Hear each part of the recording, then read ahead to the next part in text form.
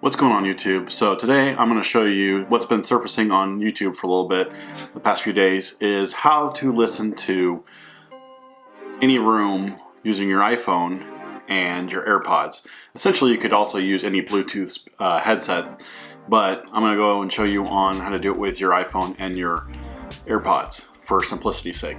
So first of all, you need an iPhone or an iPad with iOS 12. I believe it is iOS 12.1 maybe, but you'll be able to find that out when we go to enable it. So the first thing you need to do is you need to go to your settings, and then you'll need to go to Control Center, and then Customize Controls, and go down to your plus sign to add hearing. And then once you've done that, then you'll be able to go ahead and enable it. And then you'll just swipe up to get Control Center, and then you'll hit the hearing button. And now it shows you what Bluetooth device is connected. So it says my AirPods are connected, and it says live listening is off. So what that means is right now it's not listening live to the phone.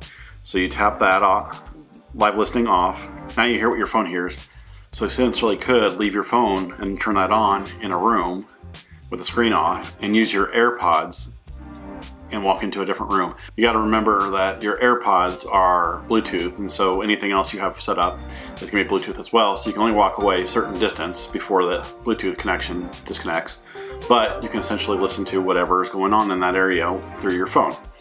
As far as legality goes, it's probably not legal to listen into someone's conversation or record it without their consent, but essentially you're not recording it on the phone itself.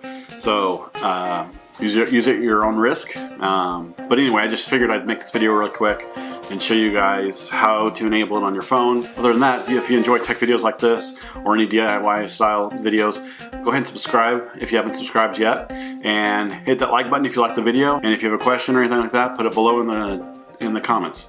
I'll see you next time.